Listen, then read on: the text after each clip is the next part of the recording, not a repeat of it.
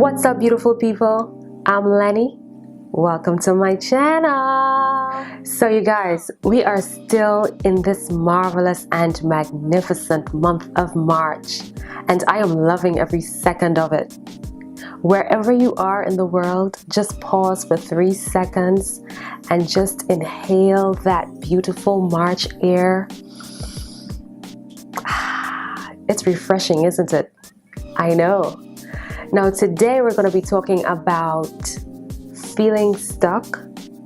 Who's directing your life? Let's get started on that.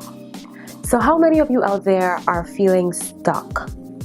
Or if not stuck, you're feeling unaccomplished, or you're feeling as if you're not progressing the way that you should be, or you feel as if there are several different things that you can do, but you somehow feel like you're just going around in circles, or you feel like there are things that are holding you back from becoming your greatest self, your greatest you. I was talking to a good friend of mine about 2 weeks ago, and she was telling me that she felt stuck. She told me that she felt like if her life was not progressing. She felt like if she wasn't doing anything, like she wasn't going anywhere. She said she felt a bit pathetic, and that because she felt that way, it was causing her to feel funky and moody. Now, when she told me that, I asked her 4 questions. Now, the first of the 4 questions was, who have you been comparing yourself to lately? Like, who have you been juxtaposing yourself with? You see, the thing is, sometimes when we start looking at other people's achievements and things that they've accomplished, and then we look back at ourselves, then we start to feel minute, right? Or we start to feel like if we're not doing anything at all. So that was the first thing I asked her. Who have you been comparing yourself with lately?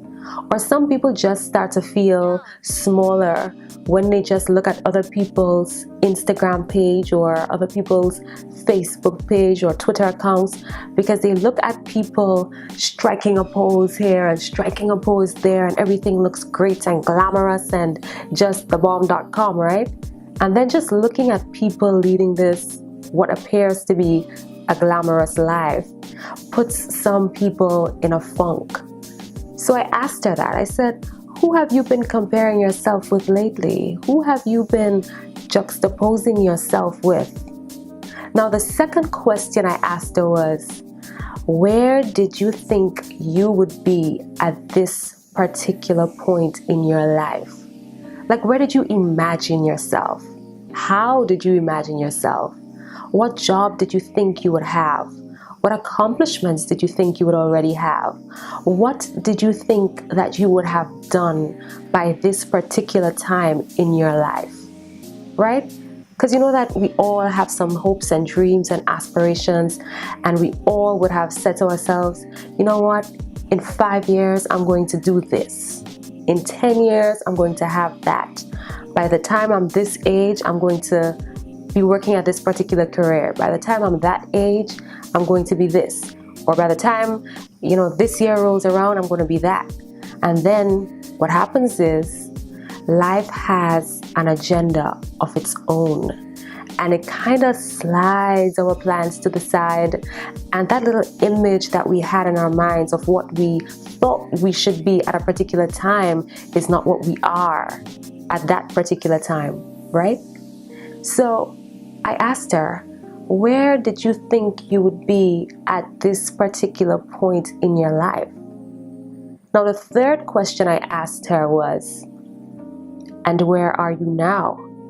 What is your current situation? How are things going for you? What progress have you made? Have you accomplished any of the goals that you set out to do or accomplish before? What's your current situation, right? And the fourth and final question that I asked her was, what have you been doing lately towards achieving your hopes, goals, and your dreams?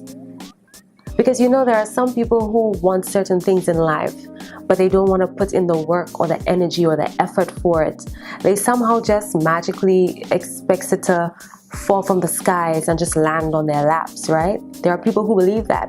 Or there are some people who sit back and say, well, God will provide. God is going to make sure that I have this, and God is going to make sure that I have that. And there is nothing wrong with saying that at all.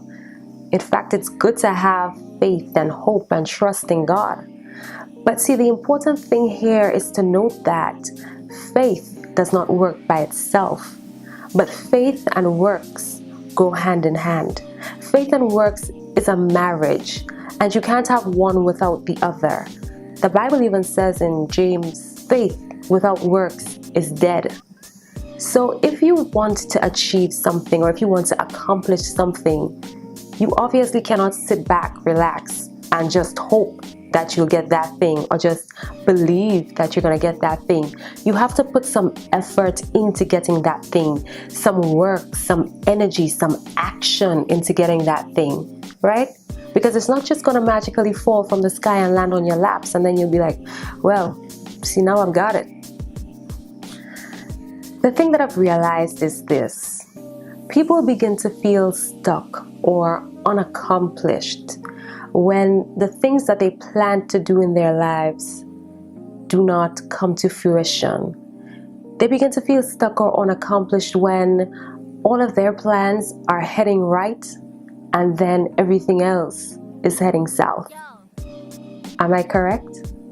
Stay with me, I'm going somewhere with this. So how do you get yourself to stop feeling or being stuck? Now, the first thing that you have to do is to identify what's holding you back. Identify that thing or those things that are causing you to feel stuck. Now, is it your circumstance? Is it your environment? Is it the people around you, your friends, your acquaintances, your family members? Or is it yourself? Is it that you're the one who's causing yourself to feel stuck?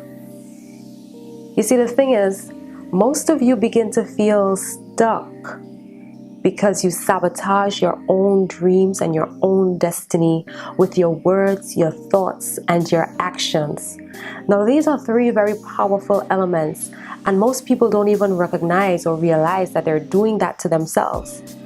Now, I know that you didn't expect me to say that, right? You were not expecting to hear that you could possibly be sabotaging your own self. You're probably going like, girl, please, I will never do that to myself. I like myself way too much to self-sabotage. Never, hunty.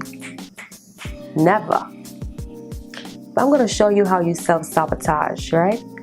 Now, the first way that you sabotage your own self and cause yourself to feel or be stuck is by doubting yourself. Self-doubt. Does that sound familiar? Now, you begin to doubt what you set out to accomplish or what you set out to do long before you've even started. You say things like, me? I can't do that. That is too much work for me to do. Every rich people thing, I too poor for that. I can't do that. I want to do that, but that too much work. I can't do that. I can't do that. How many of you have been guilty of saying things along those lines? You want to do something, but you say that you can't do it, right? Now, self-doubt is like water to a small flame. It quenches it in an instant. And if you stick around it, you're going to be left choking on the smoke of it. Now, that's what you do with your own ideas and your own goals and your own hopes. When you throw water on it long before it's had a chance to bud or to flourish or to begin to grow. See, most of you want to accomplish a few things, but you start saying that you can't do it long before you set out to do it. So that's the first way that you sabotage yourself, through self-doubt. Now, the second way that you self-sabotage is a good one. So many of you are guilty of that. The second way that you sabotage yourself is by caring too much about what people would say or think if you did this or if you did that. So you paralyze your authenticity and you become a smiling people pleaser, suffocating and stifling the real you just because you're so concerned about what other people would say and think about you. How many of you have wanted to start a business, but you didn't go ahead and start the business, not because of finances, but because you were so scared of what people would say or think about you? You were scared that people wouldn't support you when you started, or you were scared that people would laugh at you if you failed, right? How many of you out there have wanted to participate in a competition, but you were so scared of what people would say or think about you?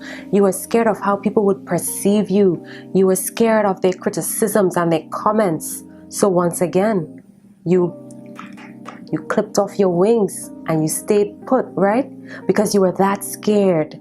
How many of you have actually wanted to speak up in public, but you decided not to? You decided to sit low in your seat and just be silent because you were scared that you might say something wrong or you wouldn't say something the right way, and then people would start laughing at you. So you stayed put. How many of you have actually wanted to go somewhere, but you didn't go because you were scared that if you showed up to that particular place by yourself, people would start making comments about you, or people would think that you were lonely, or people would think that you didn't have a friend because you showed up on your own? How many of you wanted to do something different, but you decided not to because it wasn't the norm of things, and you were just scared that people would talk about you and say, oh, you see what she's doing? She's doing that's what she's doing. Oh gosh, that's what she's doing. That. You were scared of the criticisms and the comments once again. How many of you have wanted to wear something? I mean, you put on your fine outfit, you checked yourself in the mirror, you asked your friend if you looked good, people said you looked good, but you didn't leave the house because you were scared of what people on the outside would say about you. Scared of what people on the outside would think about you. How many of you have gone somewhere and you wanted to eat something, but you chose not to eat it because you were scared that people would say that you were greedy if you picked up that particular thing to eat? Or people would say that, oh, she fat already and she's still eating that, right? How many of you have chosen to stifle the real you because you are scared that if people met or discovered who you really are, that they wouldn't like you? So I want you to just pause for a second and just think about it. Who are you living for? Who's in charge of your life? Who's running your life? Who's writing your life story? Have you ever thought about that before? So far, you have hammered yourselves into the ground with 1, self-doubt, and 2, with caring too much with what people would say or think about you if you did this or if you did that, right? Now, the third way that you self-sabotage is by not looking beyond your present horizon. Now, you limit yourself by not knowing what you're capable of because you're either too scared to try something new, or you've only decided to play within your safe grounds or your safe zone, or within a range that's just immediately in front of you. Your thinking is limited because you somehow tend to think that your only available options are what's in front of you. You don't venture out to research or to see what else is there beyond the marked line, right? Somebody out there wants to start a bakery, but you're not going to start the bakery because you're thinking that you have to get a spot in the city and that you have to pay rent. Honey, whoever you are, you don't have to get a spot in the city and you don't have to pay rent. Your bakery can begin right in your house, in the comfort of your own kitchen. Right there. You can start small. Start by creating your little treats and selling it to the people within your community. And when you've done that, then people might start ordering things from you. So before you know it, you'll be supplying things for weddings or a little party here or a little session there. And then schools might ask you to supply things for them. And then businesses. And then your business, your bakery will begin, right? So you have to venture out. You have to think about different ways of doing things. You can't limit your thinking. There are several different ways to do things, and I think I've said this in 2 of my videos before. Find those ways. Venture out. Look beyond the marked line. Look beyond your present horizon. So the fourth and final way that you self-sabotage or self-handicap or self-paralyze is by waiting on the perfect time to do everything. How many of you have passed up a good opportunity because you were waiting on perfection? You had to have the right amount of money in the bank. You had to have a car before you did this. The sun had to be shining a perfect way or a certain way before you did this. Your hair had to be a certain way. Your clothes had to be a certain way. You had to be the perfect size before you did this or before you did that. Waiting on perfection. And perfection never came. And so you're still stuck in that same position. So let's just do a little recap before I tell you how you can go about making a few adjustments. You've nailed yourself into the ground with 4 things. First, self-doubt. Second, by caring way too much about what other people would say or think about you. Third, by not looking beyond your current or your present horizon. And fourth, by waiting on perfection. Now, if you reflect on those 4 things, you'll realize that those 4 things are actually weights that you've put on your own shoulder. Weights that have just been weighing you down. You have been literally nailing or hammering your own self into the mud with these weights that you've given yourself. So it's no wonder you're feeling stuck. It's no wonder you're feeling like if you're going around in circles. You've been self-sabotaging yourself for so long. But I'm going to tell you how you can get out of the mud. So what can you do to stop feeling or being stuck? Now, the first thing that you have to do is to recognize and admit that you're stuck. So let's just get that out of the way. Now, once that's out of the way, the second thing that you have to do is to stop doubting yourself. Now, I want you to do something today that will enhance, and not just enhance, but positively enhance the quality of your life. So if you wanted to start a book club, I want you to start putting measures in place to start your book club. If you want to start a garage, I want you to start putting things in place to get your garage started. And remember, do not despise humble beginnings. Because you see, humble beginnings are stepping stones to where you will ultimately arrive if you keep going, if you keep walking your journey, and if you keep walking your path, right? A lot of people have a sort of microwave mentality. You know what that microwave mentality is? They want things done hurriedly and in an instant. Put it in the microwave, click a button, and it's there within a few seconds or within a minute, right? Things in life don't always go like that. So you have to cut that microwave mentality out and expect to put some work into what you're doing, right? And remember that faith and works, it goes hand in hand. Remember that little scripture I told you about before? James chapter 2 verses 14 to about 27. Faith without works is dead. So remember, if you're believing for something, you have to work at it, right? Now, the third thing that you have to do is to look beyond your present horizon. You have to start researching and discovering new territories and new ways of doing things. Remember I said in my 2 videos, how to stay motivated and get your thoughts together, that there are several different ways to do any one given thing. So it's time for you to get up and start researching. Now, if you're somebody who is still stuck on encyclopedias, I'm sorry to tell you, but you're kind of behind time. You need to get with the times. You need to get on the internet. The internet has an entire world of information readily available. It's like a click away. All you have to do is start researching. Start finding new ways of doing things, new methods. Look beyond your horizon, right? Now, the fourth thing that you have to do is to stop worrying so much about what people are going to say and think if you do this or if you do that. Listen, people talk.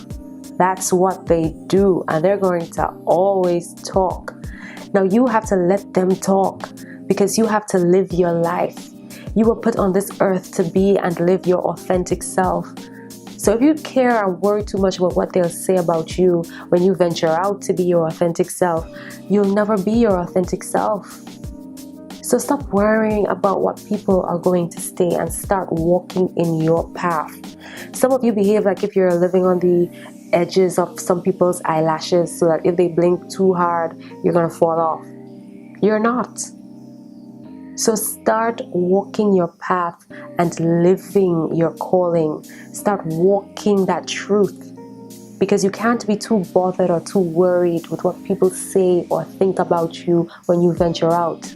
You're going to be stifled if you continue to let people dictate how and what you do. You're going to be like the flower that never blossoms, right? And now you don't want that. You want to become your ultimate self. You want to be your best self. Now you have to have respect for people. But in the process of having respect for people, don't dilute yourself and your calling, right? Be authentically you. And the fourth thing is, stop waiting for perfection or idealness. Perfection cannot exist in an imperfect world. It's up to you to make your territory perfect with what you do, with what you've been allotted in this life, right? So you make your territory and your portion perfect. It's up to you to do that. So I want you to just reflect as I close. I want you to start thinking, who's running my life? Who's dictating my life? Who's directing my life? Who's writing my life story? Is it me or is it other people? So, I think I'm going to end my video right here for today. I hope it blessed you in some way. I hope it got you thinking, because I wanted to get you thinking a bit. And I hope after you've heard the video that you feel now empowered to get up and move and be more of your authentic self, right? Now, if you have not checked out the birthday shout out video, I want you to check that out. And I'm gonna see you in my next video. But until then, be you, stay true, and let your authentic self shine. Bye.